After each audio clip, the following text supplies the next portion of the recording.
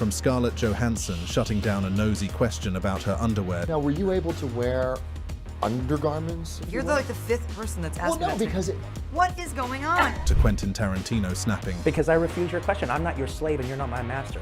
You can't make me dance to your tune. Some interviewers just don't know when to mind their own business, so buckle up for a wild ride through Hollywood's finest clapbacks, and what better way to kick things off than with Rihanna. Rihanna's savage response.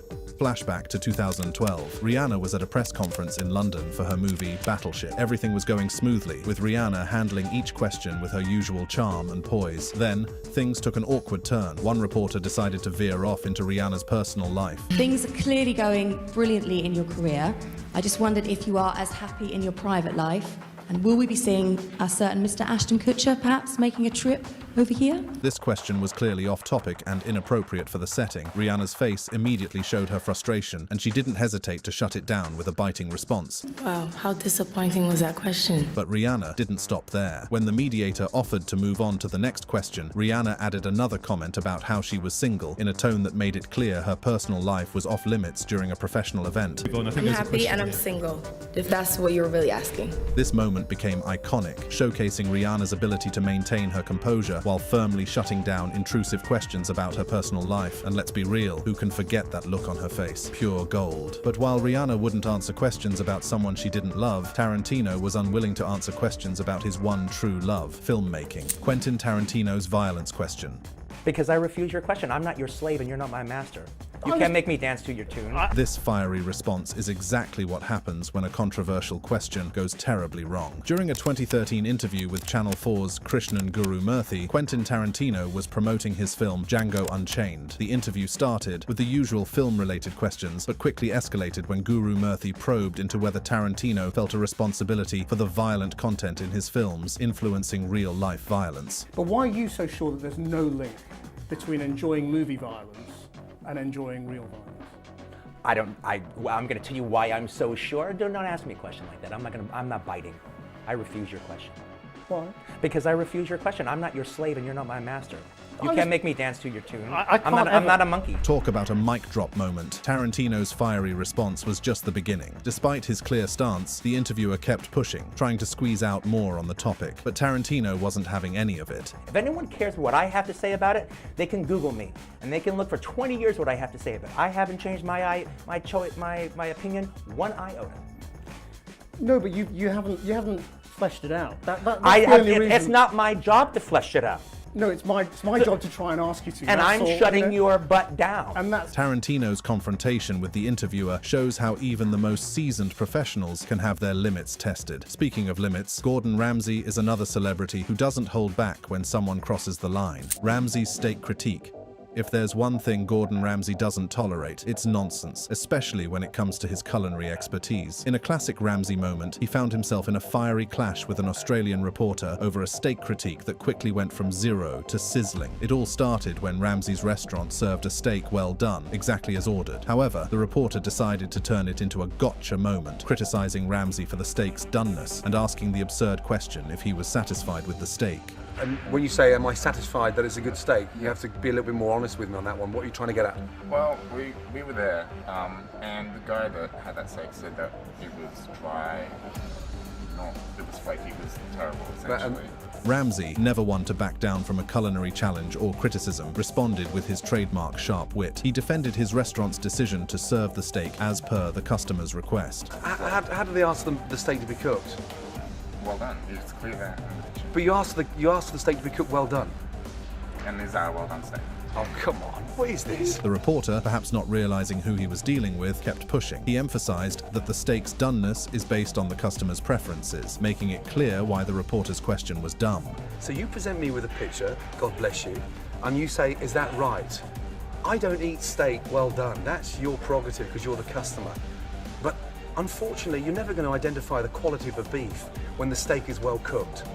So I'm really sorry to piss on your bonfire, but it's a bit of a stupid question. Thank you. Just as Ramsay expertly handled the absurd critique, Matt Damon had a memorable moment where he called out a reporter for making assumptions about his motivations. Damon's hard work call-out. When it comes to sticking up for what's right, Matt Damon is no stranger to the spotlight. During the 2011 Save Our Schools rally in Washington, D.C., Damon was there to support not only educational reform, but also his mother, a dedicated teacher. Little did he know he was about to get schooled by a reporter, or so the reporter thought. In a cringeworthy moment with Reason TV, a reporter suggested that Damon and teachers work hard, mainly for job security. Big mistake. In acting, there isn't job security, right? There's an incentive to work hard and be a better actor because you want to have a job. So why isn't it like that for teachers?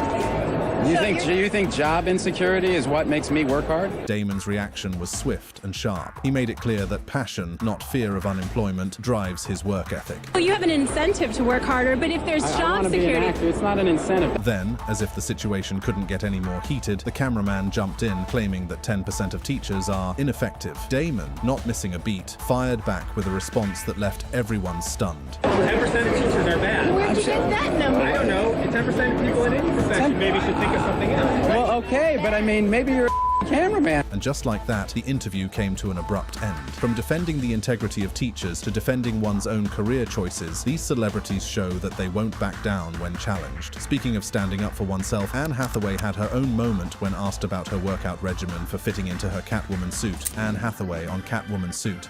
When you're as fierce as Catwoman, you expect tough questions, but not always about your waistline. During the promotion of The Dark Knight Rises, Anne Hathaway faced numerous questions about her intense fitness regimen to fit into the iconic Catwoman suit. In one interview, things took a turn when the interviewer fixated on her physical appearance and workout routine. You are in phenomenal shape. Thank you. You're very gracious. You're always in great shape, but you had to make sure you were in perfect shape for this one, didn't you?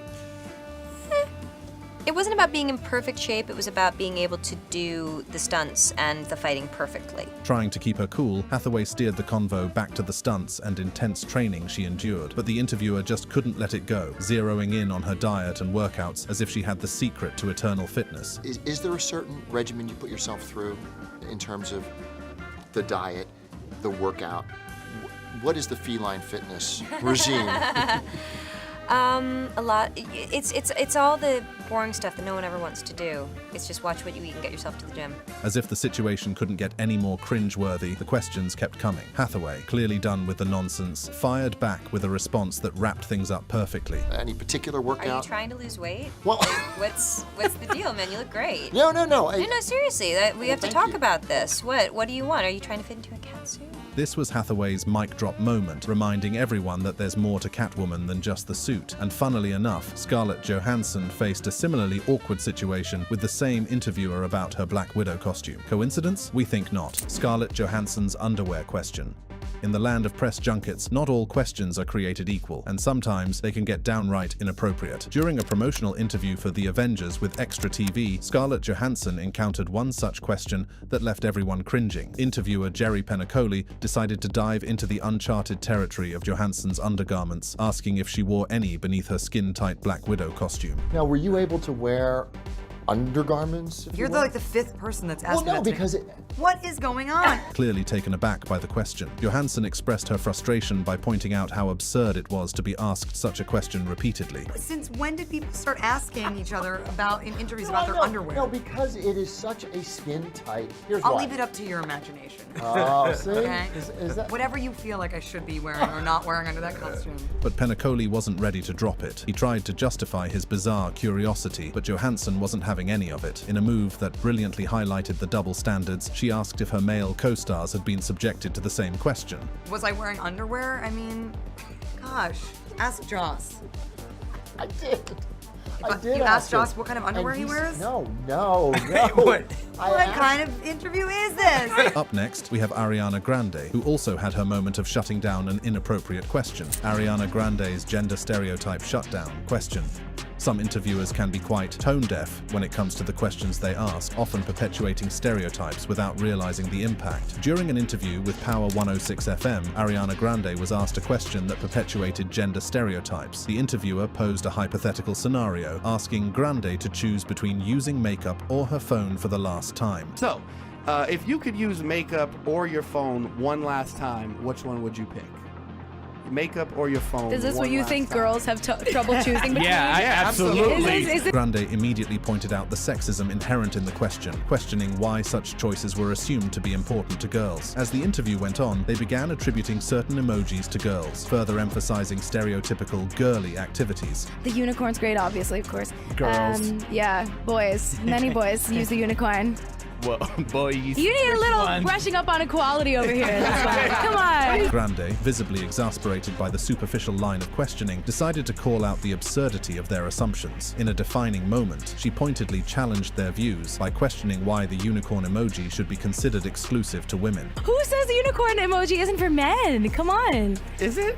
I've never used the unicorn emoji. All right, I changed my mind. I don't want to hang out at Power 106. Just as Ariana Grande confidently shut down sexist questions, Jane Fonda handled an equally intrusive question about her plastic surgery during an interview. Jane Fonda's plastic surgery question.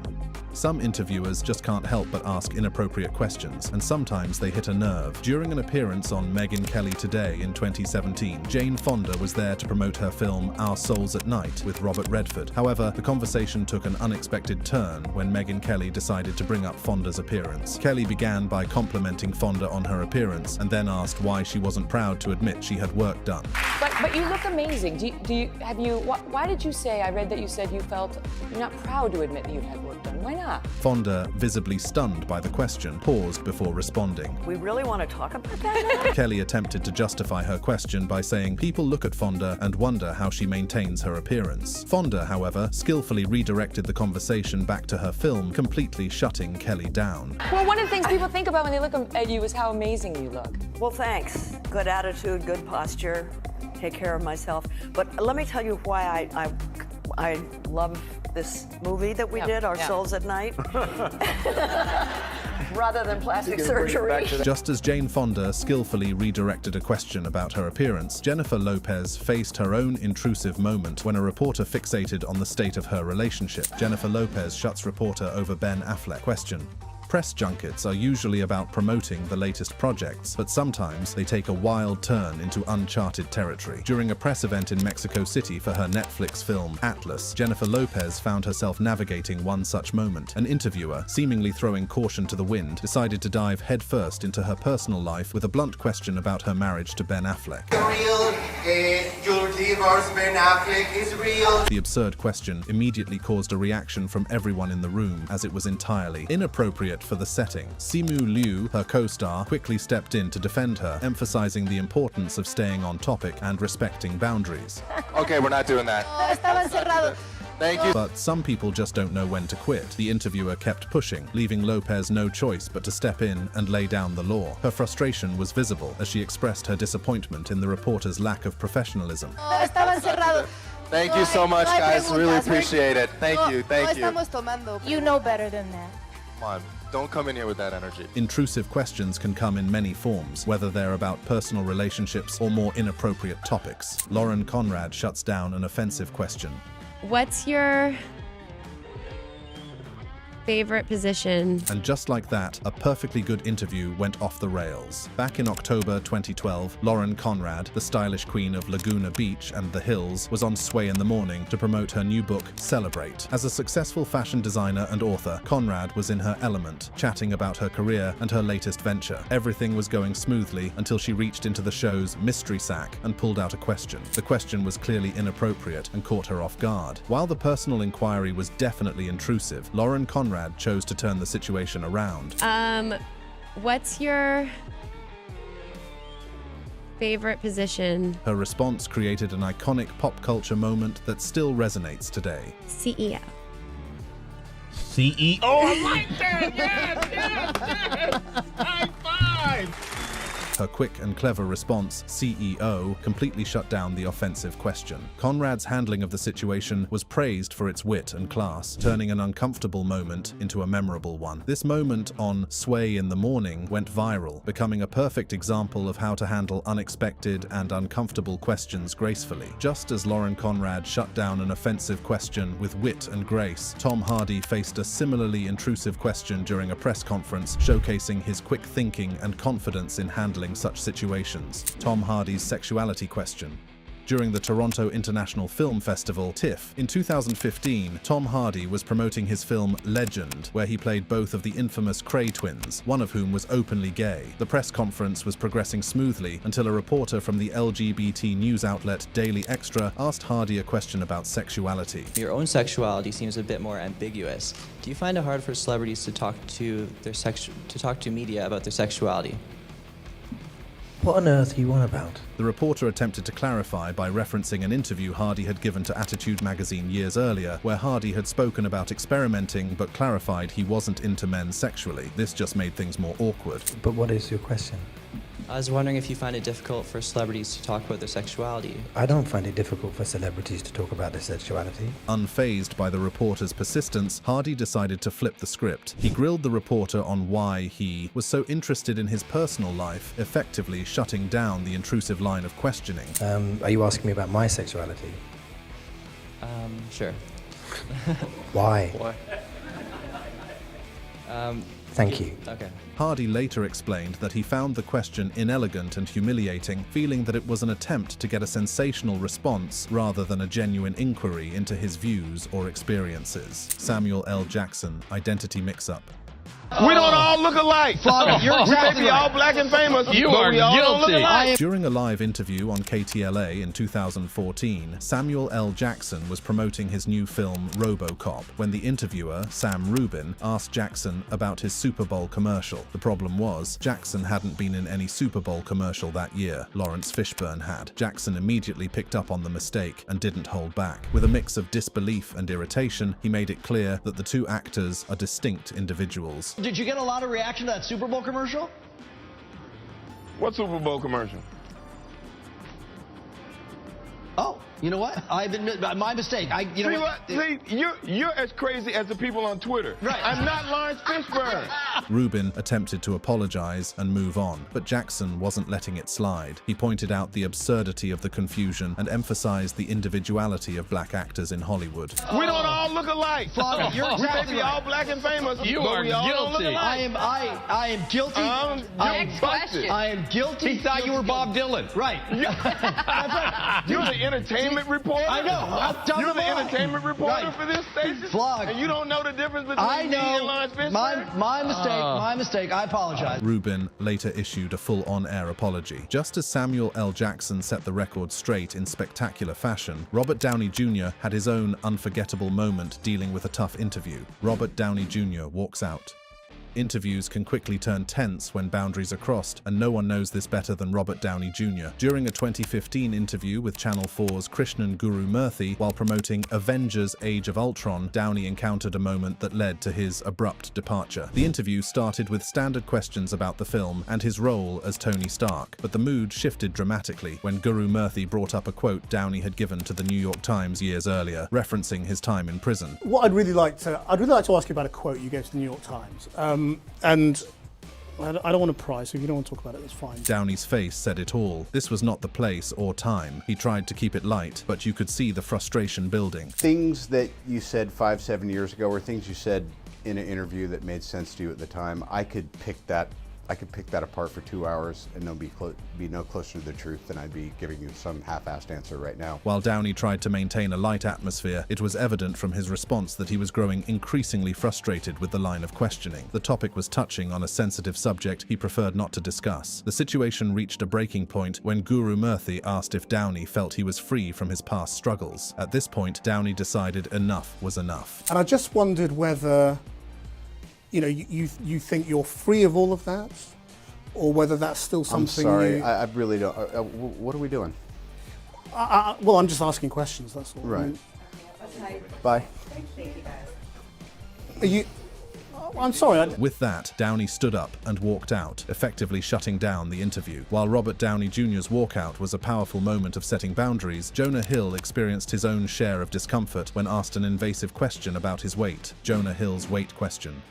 After a screening of his animated series Alan Gregory at Georgia Tech, Jonah Hill was interviewed by a group of local radio stations. What started as a routine Q&A about his new show took an unexpected dive into his personal life when one reporter asked Hill about his recent weight loss. I mean, you look great. Everybody wants to know what made you make the change. I just decided one day I wanted to be healthier, and I went and saw a nutritionist, and that's what I did. Stuck to it. Hill, ever the good sport, answered the question with grace, detailing his journey to a healthier lifestyle. But just when you thought it was safe to continue, another reporter decided to up the ante with a cringe-worthy follow-up. But are you still considered the fat guy when you go to a party or anything? Because I run into that a whole lot. I'm the fat one. So are you the fat guy in Hollywood still, or does everybody like look at you and they're like, oh wow, you know, this is great, now you're healthy? Hill, visibly annoyed, shut down the question with a sharp response before moving on to another question. Do you have any other questions that are smart? Man, it seems these interviewers have no original thoughts or questions, because just like Hill keep getting bodyweight comments, Rihanna once again couldn't escape relationship questions a decade ago. Rihanna's love life clapback. This particular moment also happened during the Battleship movie press tour, but this time Rihanna was in Australia, giving an interview with the Australian morning show Sunrise. The interview started off with the usual questions about her role in the film, but then it took a nosedive into her personal life. The interviewer started probing about her rumored relationships with Ashton Kutcher and her ex, Chris Brown. You've talked recently about how difficult it is finding love in general in your position, such a big star. How frustrating is it when you're linked to another Hollywood star, and even if you've barely met them? Rihanna, never one to shy away from calling out inappropriate questions, didn't hide her irritation. She expressed how frustrating it was to be constantly probed about her personal relationships. Very frustrating. Almost as frustrating as being asked about it. Yeah, you don't like going there. I mean, what's the point? The interviewer tried to backtrack and justify the question, but Rihanna stood her ground. Yeah, well, people are interested in you. You're a big star. They are, and they're interested in a lot of things that don't matter or shouldn't. Rihanna may be left feeling like interviewers were too personal, but Cara Delevingne was about to find out that it can get worse since her interviewer didn't even know her name. Cara Delevingne's interview. During an interview to promote her film Paper Towns in 2015, Cara Delevingne experienced a series of missteps from the hosts of Good Day Sacramento. Right from the start, they addressed her as Carla, setting the tone for a rocky exchange. Cara Delevingne is in the movie. She joins us live from New York City to talk about Paper Towns. Cara, good morning. Hey. Hi, how you doing? Delevingne, maintaining her professionalism, tried to engage with the questions about the film. However, the hosts continued with a condescending tone, asking if she had read the book the film was based on, and implying she wasn't enthusiastic about the role. Did you get a chance, the book is taught, I know, in a lot of high schools and such. Did you get a chance to read it, or do you even have time to sit and read? These days you're so busy. No, I never read the book or the script, actually. I kind of winged it. Cara's sarcastic response was golden, hinting at her growing frustration with the line of questioning. But the hosts didn't pick up on the cues and accused her of seeming irritated and exhausted. Clearly fed up, Cara delivered a sharp and witty comeback. You do seem a bit irritated. Perhaps it's just us. No, I think it's just you. I think it probably is us. Yeah. Well, then on that note... We figured as much. We'll let you go then. How about that? The interview quickly wrapped up after that. While Cara Delevingne dealt with condescending questions and missteps during her interview, Justin Bieber had his own moment of shutting down an interviewer who questioned the authenticity of his career. Justin Bieber's Shades interviewer.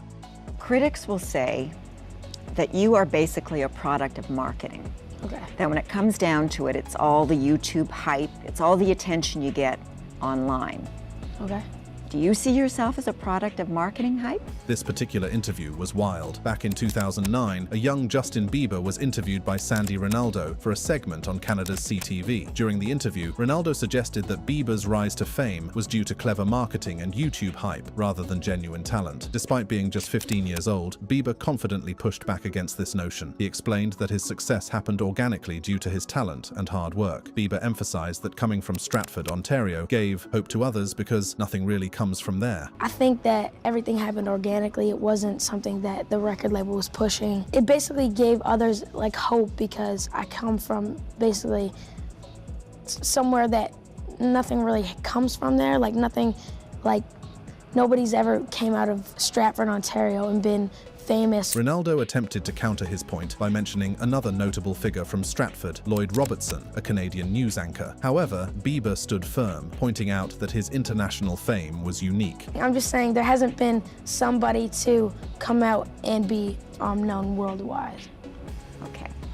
Do you agree on that point? Well, you know, it's hard to say because I think Lloyd Robinson is known in in a little town in Germany? Probably not. Bieber's mature handling of the condescending questions was widely praised, showing his ability to stand up for himself and his career even at a young age. That's it. Thank you for watching. If you enjoyed watching this video, click on one of the boxes playing on your screen to watch more similar content.